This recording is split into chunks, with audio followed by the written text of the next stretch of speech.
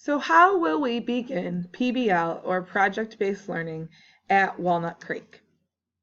This will be a process that we will go through over the course of this 2018-2019 school year as all administrators, teachers, and staff and our students learn about what true PBL is.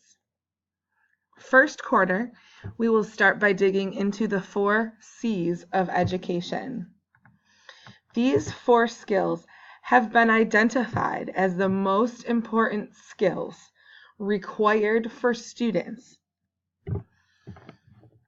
Our students will be partaking in critical thinking activities where they will be digging deep into a real-life question. We will allow opportunities for students to showcase their creativity and think about different ways they can show what they know.